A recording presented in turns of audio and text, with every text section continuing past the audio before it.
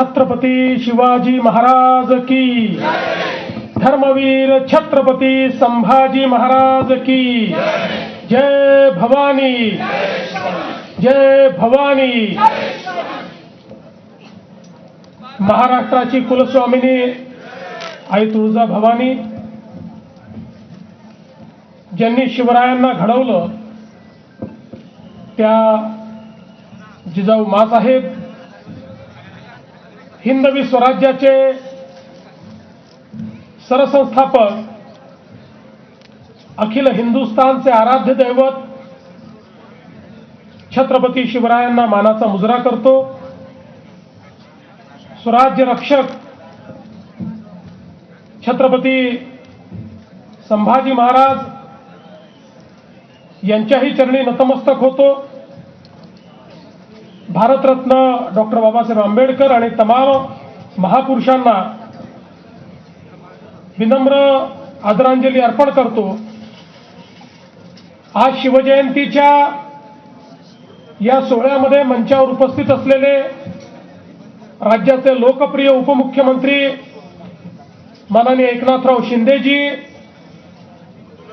महाराष्ट्राच्या पहिल्या महिला उपमुख्यमंत्री आदरणीय सुनेत्राताई पवार, आमचे सहकारी आशिष शेलारजी, शरद सोनवणेजी, विजय घोगरेजी, अतुल बेनकेजी, रितेश देशमुखजी, सत्यशील शेलकरजी, राजेंद्र कुंजीरजी, आशाताई बुचके, श्री सुनील फुलारी, श्री जितेंद्र डुडी, श्री संदीप सिंग गिल, ज्यांना पुरस्कार मिळाला असे डॉक्टर विनोद हांडे, कैलासवासी पंकज वामन, लेफ्टनंट अजिंक्य मेहर, श्री शिवाजीराव खैरे, सब लेफ्टनंट श्रुतिका ताथवडे, प्रवीण ताथवडेरा आणि या ठिकाणी उपस्थित सर्व भगिनी आणि बंधूंनो, मी सर्वप्रथम आपल्या सर्वांना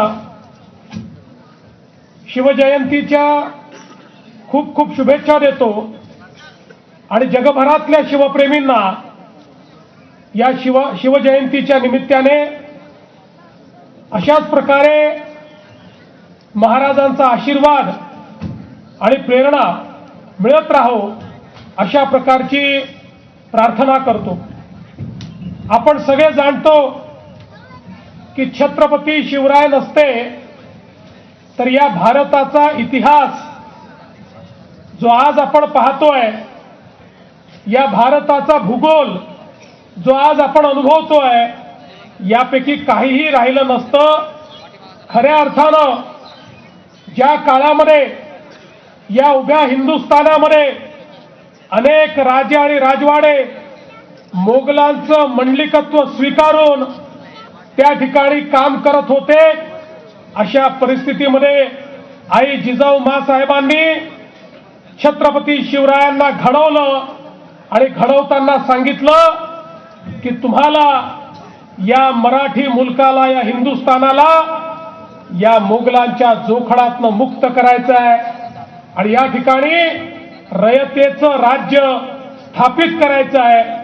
आणि आपल्याला माहिती आहे छत्रपती शिवरायांनी 18 पगड जातीच्या तमाम मावळ्यांना एकत्रित करून एक अशी फौज तयार केली, ज्या फौजेने या ठिकाणी खऱ्या अर्थानं स्वराज्याची स्थापना केली आणि छत्रपती शिवरायांनी सांगितलं, हे माझं राज्य नाहीये, हे रयतेचं राज्य आहे।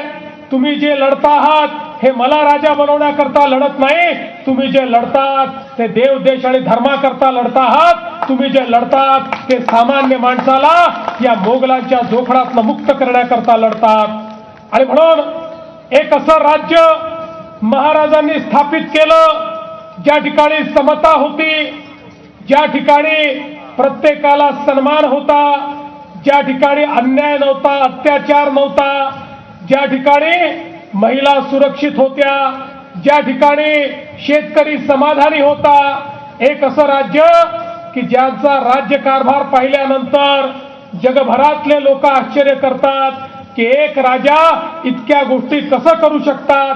अशा प्रकारचं साम्राज्य हे छत्रपती शिवरायांनी आपल्याला घडवून दाखवलं. शिंदे साहेबांनी सांगितलं कशा पद्धतीनं महाराजांनी या ठिकाणी वेगवेगळ्या व्यवस्था उभ्या केल्या. मग राज्य चालवण्याकरताची व्यवस्था असेल, 50 प्रकारचे कर संपवून एकच कर आणि तो कशा पद्धतीनं वसूल होईल याची कर पद्धती असेल, पाण्याचं नियोजन असेल, जंगलांचं नियोजन असेल, आणि एवढंच नाही तर भारताच्या इतिहासामध्ये हा पहिला राजा होता आमचा राजा की ज्यांनी ओळखलं की आपला पुढचा शत्रू हा समुद्राच्या मार्गाने येणार आहे आणि त्यामुळे जलदुर्ग बांधून आपल्या पश्चिमी किनाऱ्याला संरक्षित करण्याचं काम हे छत्रपती शिवरायांनी केलं. आणि पहिल्यांदा पोर्तुगीजांचा पराभव केल्यानंतर जोपर्यंत छत्रपतींचं शासन होतं तोपर्यंत समुद्री मार्गे येण्याची हिंमत कुठल्याच देशाच्या कुठल्याच आक्रमकांनी त्या ठिकाणी केली नाही. अशा प्रकारचे द्रष्टे आपले छत्रपती शिवराय होते. आणि म्हणूनच आज खऱ्या अर्थानं ज्यावेळी छत्रपती शिवरायांची जयंती आपण साजरी करतो आणि ती देखील ज्यावेळी आपल्या देशाच्या प्रधानमंत्र्यांनी आपल्या शिवनेरी सहित महाराजांचे 12 किल्ले जागतिक वारसा स्थळ म्हणून त्या ठिकाणी नॉमिनेट केले आणि जगातल्या 27 देशांनी एक मताने मतदान करून या ठिकाणी संपूर्ण जगाकरता होय हे जागतिक वारसा स्थळ आहेत अशा प्रकारची मान्यता दिली. आमच्या आशिष शेलारांनी ते प्रमाणपत्र देखील या ठिकाणी घेतलं. त्यामुळे आता आपले शिवराय हे जागतिक होतेच, पण आता जगाने देखील मान्य केलंय की त्यांनी निर्माण केलेले किल्ले हे जागतिक वारसा स्थळ आहेत. अशा प्रकारचा जागतिक वारसा निर्माण करणाऱ्या शिवरायांची प्रेरणा आपण घेतो आणि म्हणून आवश्यक आहे त्यांनी दिलेल्या मार्गावरच आपल्याला चालावं लागेल. त्यांनी दिलेला मार्ग हाच मार्ग विकासाचा मार्ग आहे, तो प्रत्येकाच्या उत्थानाचा मार्ग आहे. मला या गोष्टीचा अभिमान आहे. या शिवनेरीवर आमच्या अजितदादांचं प्रचंड प्रेम होतं. मागच्या काळात आम्ही घोषणा केली होती या महाराष्ट्रातले शिवरायांचे सगळे किल्ले हे आम्ही अतिक्रमण मुक्त करू आणि आज मला सांगताना आनंद वाटतो पुणे जिल्ह्यातले सगळे किल्ले आता अतिक्रमण मुक्त झालेले आहेत. एकही किल्ला या ठिकाणी अतिक्रमण नाही. मी आज या निमित्ताने मराठा सेवा संघाला आश्वस्त करू इच्छितो, आपण जे निवेदन दिलेलं आहे त्याच्यावर आम्ही नीट काम करू आणि 2030 साली महाराजांची 420 जन्मशताब्दी 4थी जन्मशताब्दी ज्यावेळेस आपण साजरी करू त्यावेळी निश्चितपणे अतिशय भव्य जगभराचे डोळे दिपतील अशा प्रकारची शताब्दी ही आपण साजरी करू हा विश्वास देतो. शरददादांनी देखील या ठिकाणी जे मुद्दे मांडले आहेत त्या मुद्द्यांवर राज्य सरकार काम करेल हा विश्वास व्यक्त करतो आणि पुन्हा एकदा आपल्या सर्वांना शिवजयंतीच्या शुभेच्छा देत माझं बोलणं संपवतो. जय भवानी, जय शिवाजी. धन्यवाद मुख्यमंत्री साहेब. आणि यानंतर आपल्या सर्वांचा आभार व्यक्त करत आहेत जुन्नर तालुका मराठा सेवा संघाचे सन्माननीय अध्यक्ष गणेशजी महाबरे पाटील यांना मी विनंती करतो की आपण आभार प्रदर्शन करावं.